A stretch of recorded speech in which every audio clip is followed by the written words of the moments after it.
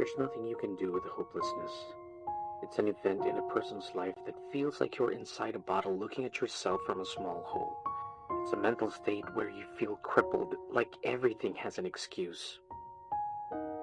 You become mentally incapable of rising, with raging emotions that only you can feel. It's a feeling unique to everyone. That's why no one can understand you.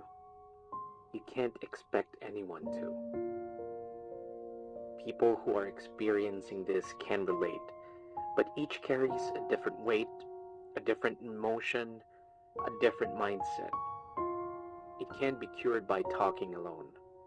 Expressing it feels like a burden, and people will claim that they can listen, that they can understand, or even to the extent of making you feel they will do anything in their power to help you. And maybe they are sincere and truthful. Fact is, in this state, the only person who can get in and out of it is yourself. Maybe it was caused by bad decisions, maybe unexpected events, maybe helpless circumstances. But even the best person can catch this. You can give yourself a million motivational choices, but being in this state, it's hard to make a choice. Your mind is not in the condition to decide. Hopelessness is like cancer that eats away every fiber of your being. Then comes depression. It hides in the shadows, just waiting to eat you alive. You can fight it, but how, really? You can have momentary happiness, but once depression sets in, everything is fleeting. Everything that matters weigh on you, and you think about them more. The more you think about your state and how those things matter, it presses further like a blunt stick on your chest. You feel like you just want it to go through so it's over. You feel the pain and it releases you somehow, but it doesn't. That overwhelming blanket of fear catches on and pushes you lower to a depth that is harder to breathe in. Your breath counts, and each one feels like eternity. Wondering, how much can you do just to pass the time until you feel you can snap out of it, but you don't. They say strength comes from within, but it also withers.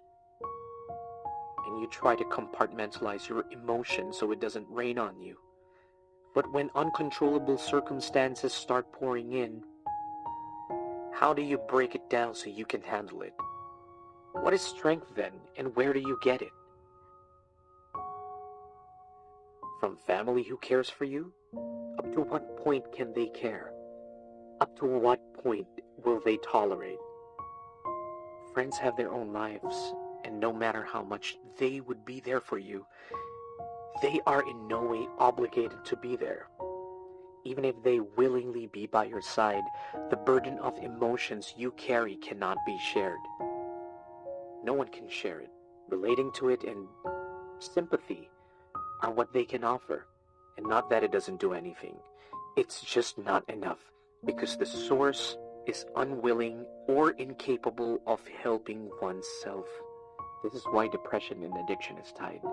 These are two states that feel like you want to give in or give up. It's not that hard to fall into depression or addiction because wallowing somehow feels right. When you hit that rock hard bottom, it knocks the air out of you, and we struggle to breathe because we know we need to. What if we just stop? It's blissful, really. Knowing that you can't care about anything, not even your own breath. And it's a struggle to intake an ounce of air because that is our mechanism to live. It's easy to feel depressed because even without accepting it, you get there effortlessly. It's hard to get out of because you don't really want to. You don't want to care. You don't want to express. And it's not selfishness. It goes back to that feeling that you're in an empty bottle looking at yourself from the tiny hole and you just keep looking half knowing that you can't get out of that. It's a high slippery slope and there's no one or nothing else with you.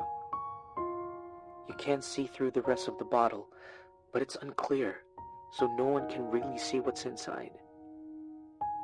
When someone else takes a peek through that tiny hole, just like yourself, you can't do shit.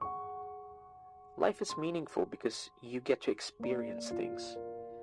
But when life refuses to give you those ideal experiences, does it lose meaning? They say learn from it. They say put your faith in God. Prayers. When you are tiny like an ant, no matter how much you scream, even the average-sized 5-foot person will not hear you.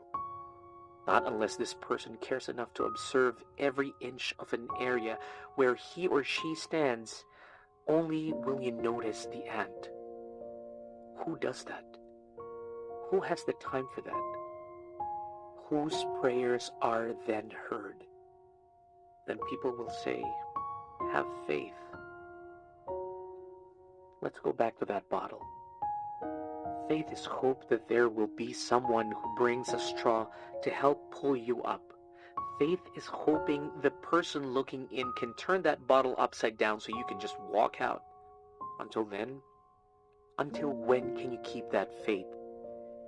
When you feel like you're alone in that bottle, in the dark, in a big abandoned room. Crying will be our default to release everything we hold in, but after we cry, nothing really comes after. We drain our dopamine and endorphins and we just go back to square one. To do something about whatever. We just get up and execute it with our instinct. We are never in a state to decide what is right at this point. Sometimes we dig ourselves even a bit lower because our instinct to survive is diluted in our emotions. We were meant to live with a choice of fight or flight. The universe is complicated like that. It's cruel. We are beings of free will, yet the strong controls it. We have learned to govern ourselves, and we are not all created sturdy. Some sink and some fly. The bottle now swims in the vast ocean. You simply ride the waves out and still hope, or you just count the day that life ends. And it's easy to wallow. It's hard to accept we were made to survive. I think often, why am I always trying to survive life? All of us make bad choices. But for most of us, life has been decided from day one. We just spiral out because we want to live to survive, and we never do.